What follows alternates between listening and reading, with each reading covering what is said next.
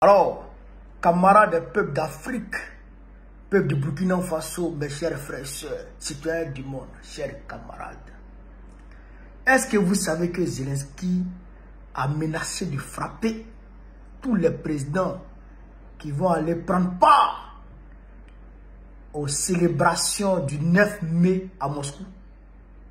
Est-ce que vous savez que Zelensky a menacé notre capitaine, notre président, le capitaine Ibrahim Traoré? Est-ce que vous savez ça? Est-ce que vous savez ça, chers camarades d'Afrique? Regardez déjà les avions qui ont transporté les différents présidents qui sont actuellement à Moscou.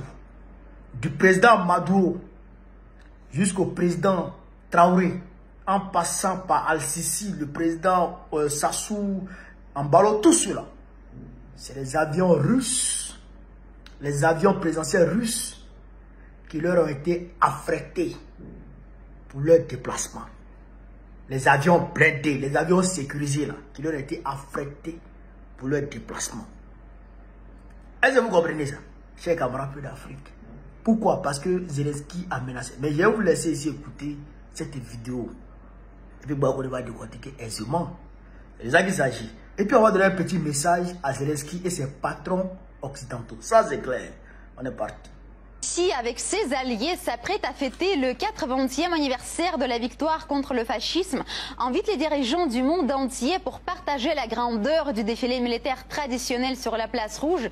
Il y a un dirigeant non légitime qui menace non seulement le déroulement du défilé dans la capitale russe, mais aussi la sécurité des autorités invitées. Notre message à tous les pays qui se rendent ou se rendront à la célébration du 9 mai est très simple. Nous ne pouvons pas assumer la responsabilité de ce qui se passe sur le territoire de la Fédération de Russie.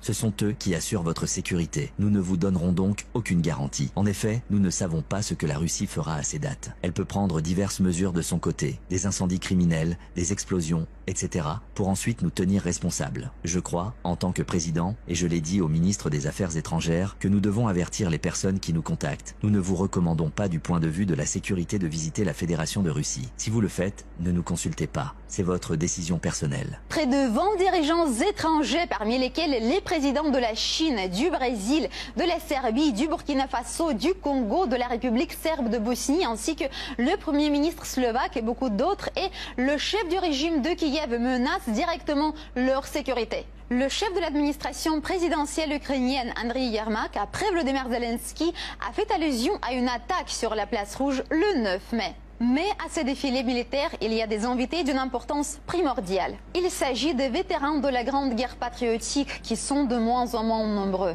Et c'est aussi eux que le régime de Zelensky menace. Aujourd'hui, il s'est surpassé. Il menace à présent la sécurité physique des vétérans qui assisteront au défilé et aux festivités du jour sacré de la victoire. Le mal rasé en t-shirt vert a fait savoir qu'il rejetait la proposition du président Poutine d'une trêve de 3 jours pour le 9 mai et qu'il ne pouvait pas garantir la sécurité des dirigeants mondiaux à Moscou. Cette crapule comprend qu'en cas de véritable provocation le jour de la victoire, personne ne pourra alors garantir qu'il y aura un 10 mai à Kiev. Soit dit en passant, il a aussi refusé la proposition de Vladimir Poutine d'une trêve de 3 jours pour les célébrations du jour de la victoire, ce qui, selon le porte-parole de la présidence russe, prouve que la base idéologique du régime de Kiev est le néonazisme.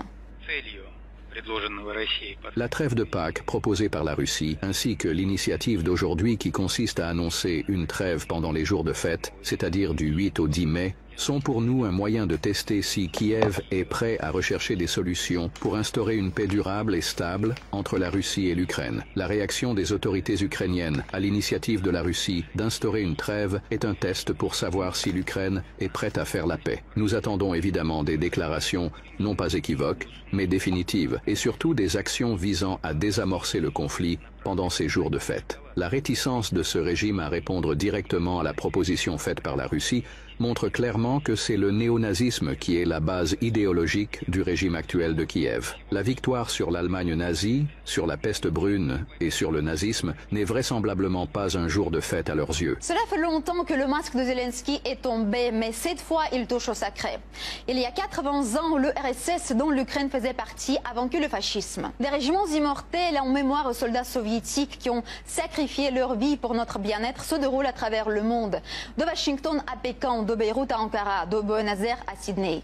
Et cela prouve que les gens sont unis contre le mal qui porte le nom de fascisme. Et aujourd'hui, comme il y a 80 ans, la Russie fait tout pour le détruire. Alors, camarades d'Afrique, vous avez entendu les déclarations. Vous avez entendu, non?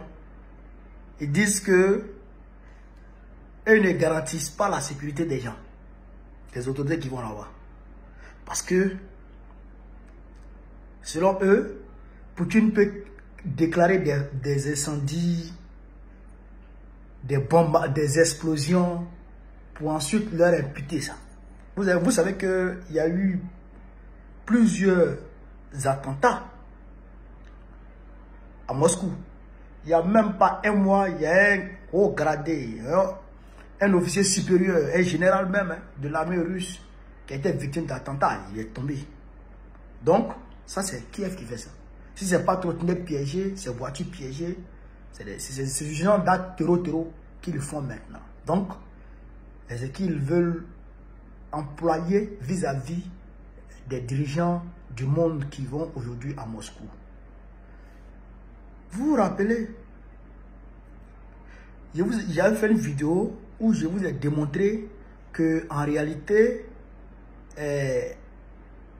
Kaja Kallas, la présidente de l'Union, la chef de la diplomatie de l'Union européenne, avait interdit à tout dirigeant européen d'aller aux célébrations du 9 mai à Moscou.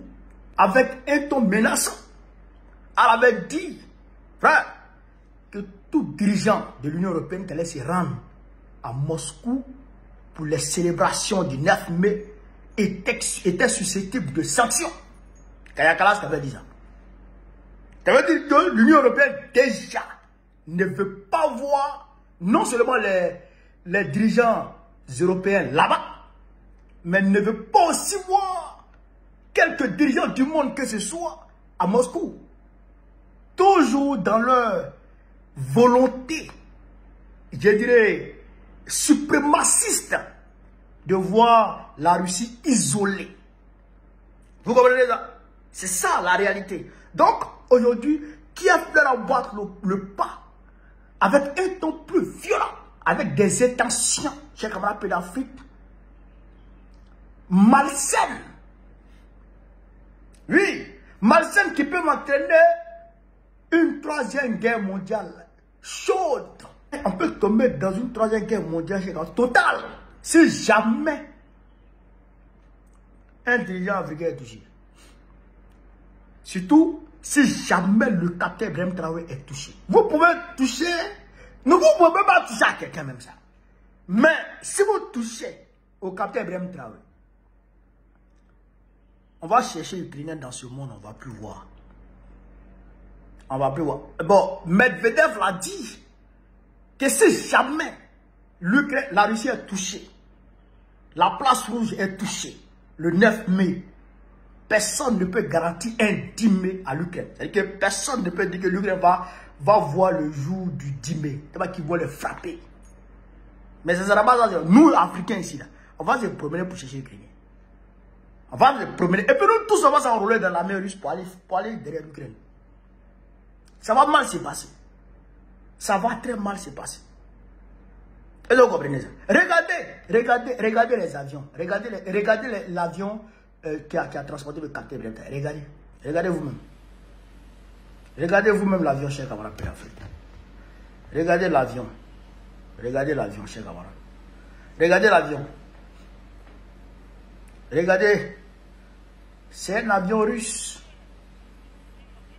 C'est un avion de la flotte présidentielle russe. Ouais. C'est les avions comme ça qui transportent toujours Poutine. Frère, le Roumanie, c'est sécurisé de haut en bas. En haut là, c'est les Sukhoi qui le suivent. Ok?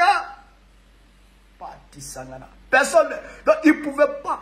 Dans le transport, personne ne pouvait toucher le président. Donc, leur aller-retour est garanti. Maintenant, étant sur le sol russe, ça aussi c'est garanti. Parce que toutes les mesures étaient prises. Toutes les mesures étaient prises. Mais le fait que Kiev déjà refuse la trêve, ça veut dire que Kiev ne veut pas la paix. Ça veut dire qu'il ne veut pas la paix. Il veut la bagarre. Mais quand vous voulez la bagarre, faites de votre bagarre avec la Russie qui est en train de vous frapper. Mais ne touchez pas au capitaine Ibrahim Traoré. Ne touchez pas aux dirigeants africains. Et d'ailleurs, ne touchez aucun dirigeant. Même Ambalo dit Ambalo là, ne le touchez pas. Hein. Parce que Ambalo est là-bas, ne le touchez pas. Ne touchez même pas Ambalo. Camarades d'Afrique. Voilà un peu ce que je voulais vous dire cette vidéo. Si c'est vive l'Afrique libre, vive le panafricanisme, vive tous les présidents panafricains. Gbagbo, président de la Côte d'Ivoire, en octobre prochain, Inch'Allah. On est ensemble. Partagez au maximum la vidéo.